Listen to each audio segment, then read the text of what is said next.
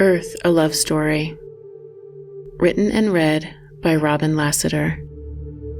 Chapter 3.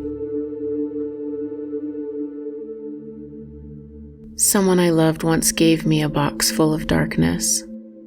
It took me years to understand that this, too, was a gift. Mary Oliver.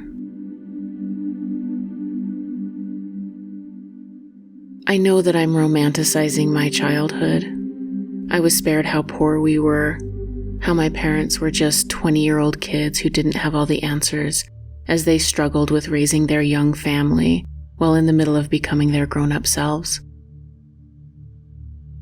I didn't spend summers mourning the field of corn, embodying the hours and hours of labor and hope my folks had poured into it, obliterated and shredded by a single 15-minute hailstorm. I was sheltered by our small porch, delighted, watching the hail as it popcorned in the front yard. I didn't spend winters worrying about the pipes freezing.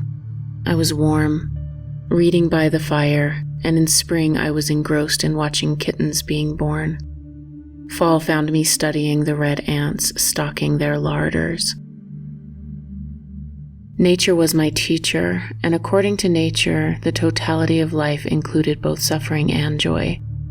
And there was no reason to think that wasn't as it should be. It's just part of the deal here.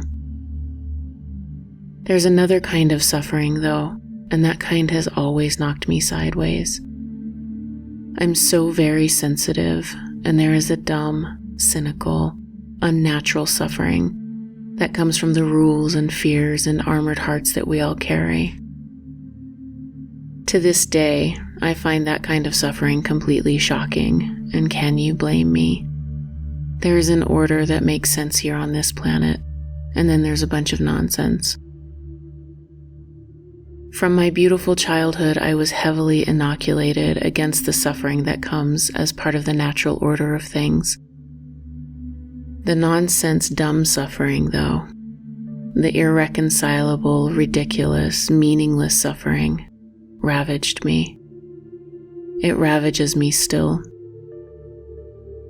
I didn't know what to make of it or what to do with it, and no one else seemed to be as affected as I was. I never knew how to hold my pain and in what proportion. My suffering has seemed small, insignificant, petty and puny, not worthy of my tears, and also large, suffocating, drowning, devouring, and threatening to obliterate me. My suffering has been paradoxical, both little and vast. Without being able to reconcile its size or value, without knowing how to put it properly in its place, to decide if I'm over or under reacting to my pain in relation to the pain of the world, I defer to Viktor Frankl, who is horribly, uniquely qualified. Suffering, he writes, completely fills the human soul and conscious mind, no matter whether the suffering is great or little. Therefore, the size of human suffering is absolutely relative. Suffering is an ineradicable part of life, even as fate and death. Without suffering and death, human life cannot be complete. Now, with proper perspective, with my memory restored, I know that suffering is a sacred calling. My agony beckons me into the journey to become a tested and tempered warrior, able to withstand the pain in the world which galvanizes me to withstand the love. Understanding the sanctity of suffering doesn't buffer me from it, but knowing that it has profound meaning has made me pay very close attention and glean from it all I can.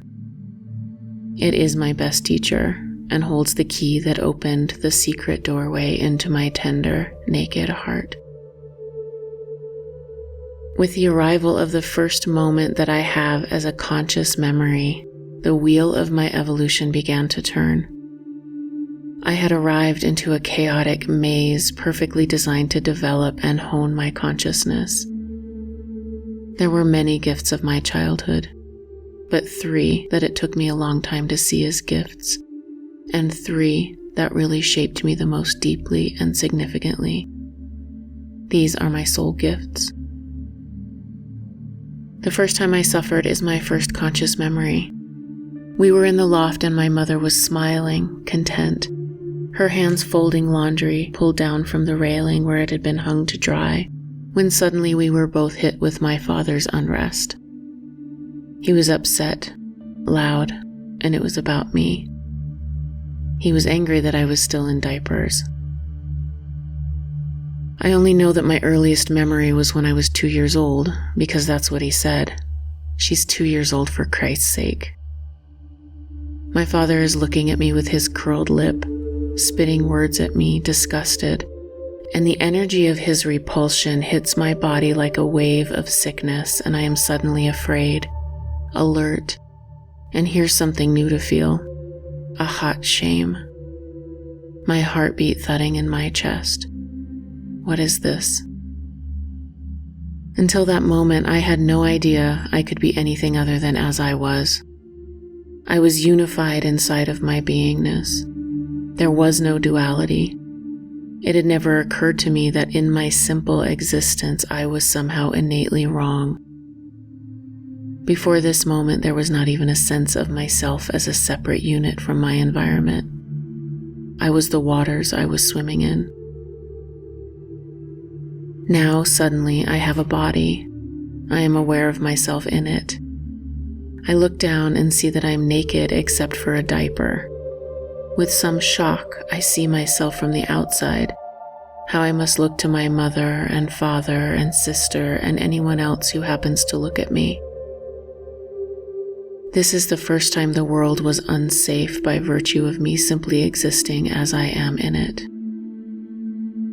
I immediately externalized how I should feel about all of this. How would I know? I was 2. This was new.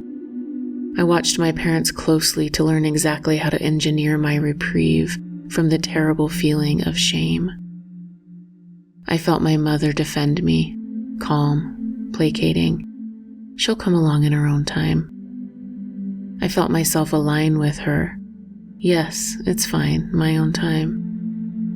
I watched myself, already a ghost echo a half step out of sync, turn my gaze from my mother, looking from her to my father to see how he received this obvious truth. My father threw up his hands and walked back down the stairs, angry. It didn't matter what my mother said. He was repulsed. I felt his disgust viscerally, like a blast of cold air, and I aligned myself with that too. My heart beat cold and hard. It wasn't just his opinion that caused adrenaline and confusion to run through me. This was my first shock, other than the forgotten shock of my soul being birthed into this place, and it fractured me. I was splintered, split, separated. In the same instant I became conscious of myself, I detached from myself. Not completely, but just enough to not be fully inside or fully outside of my body. I was an in-between person, watching myself have experiences, observing them, and then looking to others for clues about how I was supposed to be, what I was supposed to do. This initial fall from the grace of unconsciousness into the grace of consciousness was my first gift. My father wasn't a bad person. This wasn't some horrible sin. This is just what happened. This is just how I reacted to a moment in time. On the one hand, I was good, entitled, protected, and on the other hand, bad, wrong, defective. I was so young when I first abandoned myself and over such a little thing. And here's something really interesting. In the moment that I abandoned myself, I also abandoned my mother. She was safe, but clearly not all-powerful enough to save me from whatever this was. It was my father who held the real power, the power to annihilate me. He therefore must hold the power to put me back together. All of this began my journey of seeking rescue from exile. That exile, a naked nerve, sealed itself into a thick, slick skin of shame and embedded deep into the pit of my stomach. My identity began to form around it, and it calcified into this needful plea, into my first soul gift. Rescue me. If someone could just explain the rules, tell me how to be good, teach me exactly what to do to earn my way back into the garden, I would happily comply. Do you want my hands? Here, take them. My thrumming heart, it's yours.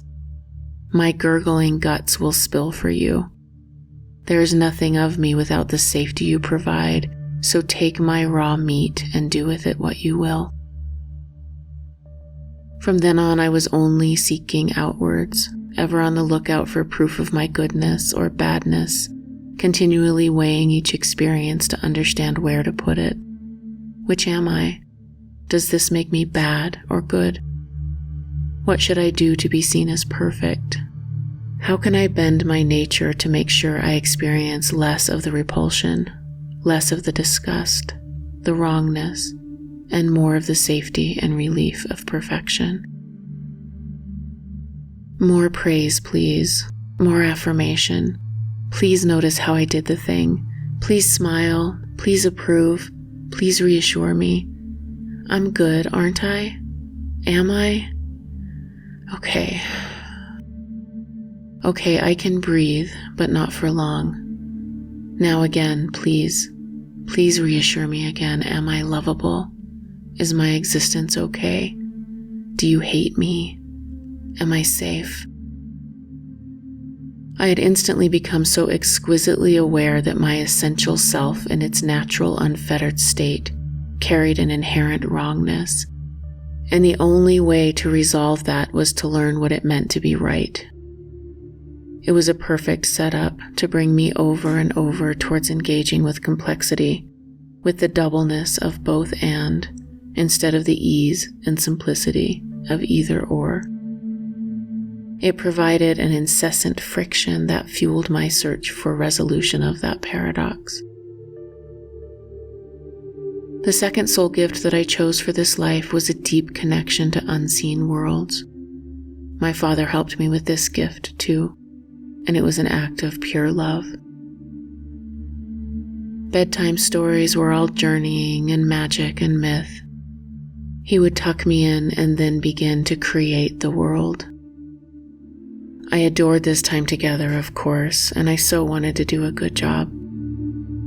When he began to tell me a story, describing the pathway that would take us into the woods, I focused and squinched my eyes shut tight and tried hard to make it as real as possible. I strained to hear every word and catch every inflection. We created this world together, him through his telling of it and me through my desire to inhabit it with him. It was my first true act of devotion, and through it I learned what it was to create, to pray, to focus my attention and will and watch what could come of that. His story brought us into a dark forest, walking together down a path and coming upon a huge tree stretching up into the sky, so high we couldn't see the top. This is Yggdrasil, he would say. This is the tree of life. Her crown is in heaven, and from there we can see everything. Her roots reach down into the underworld, and her trunk is warm and alive and here with us on earth. We came to the base of our tree, and I could smell the rich, fertile earth full of rot and life and earthworms and fungus and fecund darkness. Making our way around her huge trunk, fingertips dragged against rough, hairy bark, we noticed she was on the edge of a little ravine. We picked our way down through velvet ferns and bright toadstools and stood in front of her great, solid, gnarled roots cascading down from above. My father revealed to me, tucked in between the roots, tiny, exquisite wooden doors. They were carved and colorful, stained with berries and grasses, with ornate little handles and knobs. Pick a door, he said, and pick a dream to dream for the night. On bright sunny days, my father taught my sister and I to cloudburst. We'd lay on the ground or on one of the big flagstone benches along the walkway to the dome and find a smallish cloud, maybe the size of a quarter if you held it out at arm's length against the blue sky. "Focus, girls," he'd say. "Imagine all of the molecules, all of the tiny water droplets gathered there. Can you imagine an easier thing to influence? Imagine them getting farther and farther away from each other. Make space between the atoms. Send them to join up with that big cloud over there." My sister and me would squint into the bright sky and concentrate hard, and before you knew it, the little cloud would get shaggy and sparse, and pretty soon it was gone altogether. "Papa, how do we know that all little clouds don't do this?" I asked. "Maybe they all do it, but we can't know because if we look at them, they just fly apart and we don't know if it's us or if that's just how clouds are."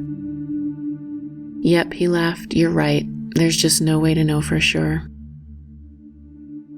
I took that unsatisfying answer and spent my time trying to both look and not look at clouds out of the corner of my eye to see what they did.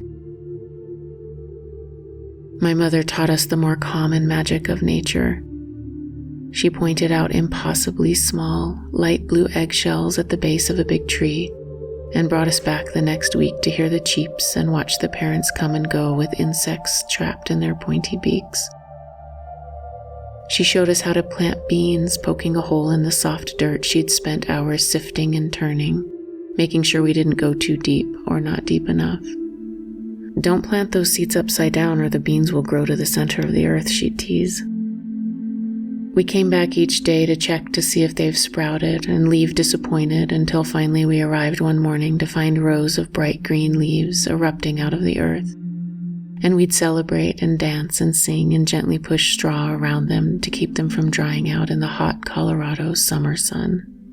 My mother planted strawberries next to rhubarb and showed us how they were both ready at the same time, and then she'd bake us a pie in the wood cook stove, getting started early in the morning so the heat would dissipate by the time the heat of the day came on. For a lot of years in our little world, there was no TV or phone, and the nearest neighbor was a mile if you went straight up and over the ridge to the south, so it was really just us. Just my mom and dad and sister and nature all around. There was nothing to desensitize me from the world. Everything was already magic. There wasn't anything veiling it. Red-tailed hawks and magpies and ravens and horses and baby chicks and snakes and elk and bears. And that time a mountain lion screamed, and swear to God it sounded exactly like a woman screaming. So much so that my dad took the dogs and the gun and started climbing the ridge to put a stop to whatever was going on up there. But when the mountain lion screamed again, the dogs hightailed it home and the hairs on the back of his neck stood up, and he knew it was a lion and he went home too. The scenes and unseens were abundant in our little valley. There were the guardians, the old trees who kept watch and moved while you weren't looking, the ravens who flew between worlds, couriers of souls, and the coyotes who sang lurid songs trying to tempt our dogs to their deaths. And there was Pan. Yes, that Pan. Pan, the god of mountain wilds with cloven hooves and lyrical flutes sinuously played in a minor key that beckoned me into the dark forest on the north-facing side of our valley.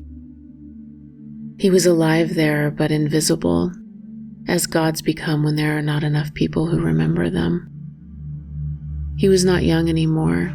He didn't leap from rock to rock with his coquettes flowing and tittering behind him. There was a sorrow to him, a melancholy and a resignation that permeated the dank hillside and the thick woods where the snow melted last. Pan was wild and musky and powerful.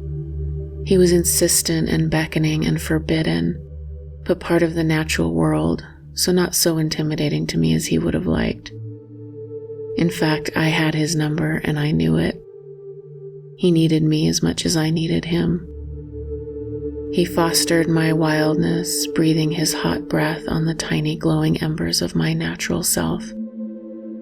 I fanned the embers of his very existence with my belief and willingness to interact. He woke me up on hot summer nights and enticed me under the big juniper over by the barn.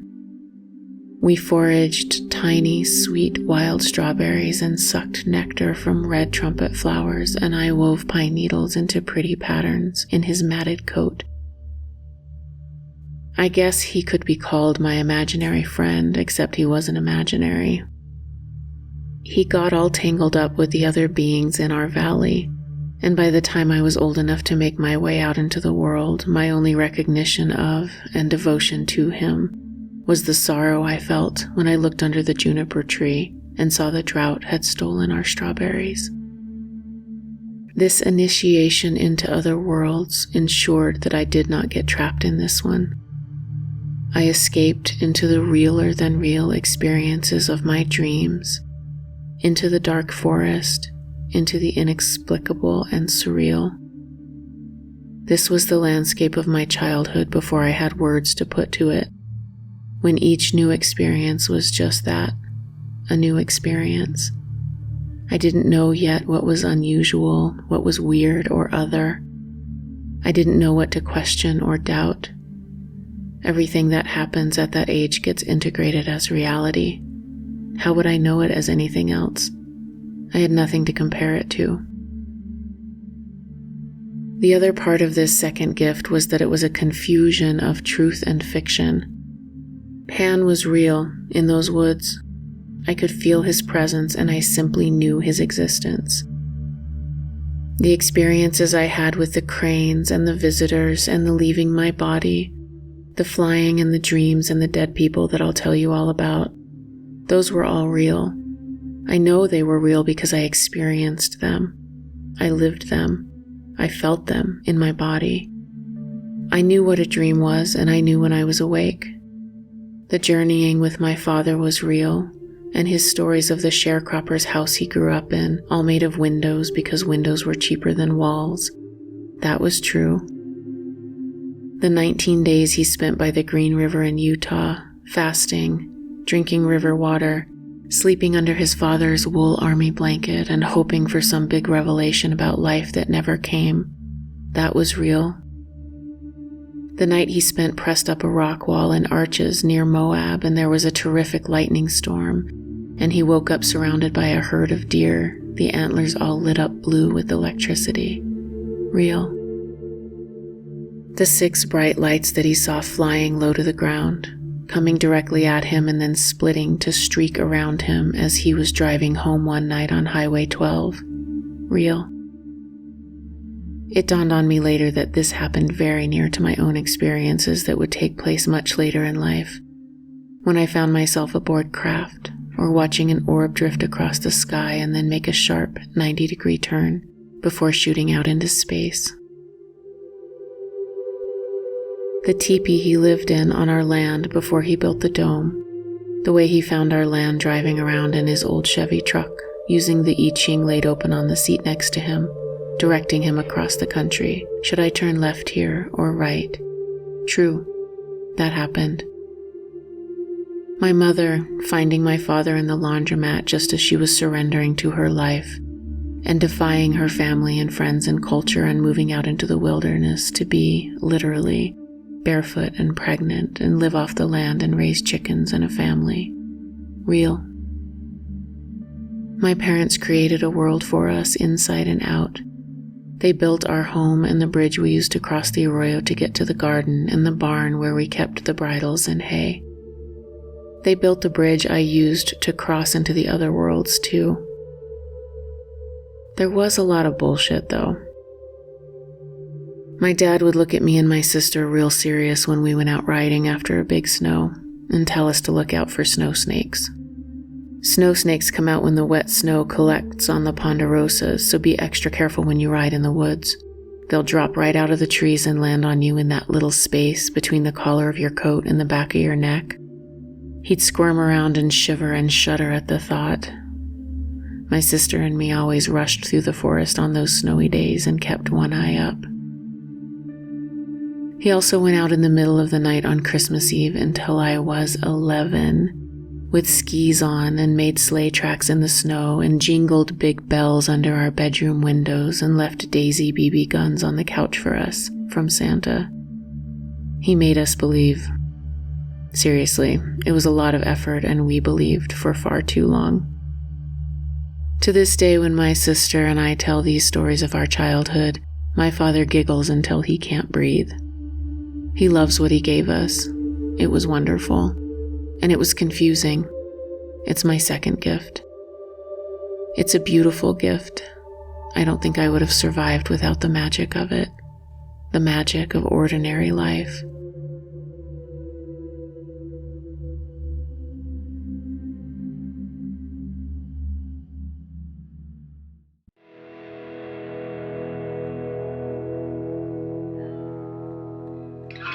For more information, visit honeyheart.org.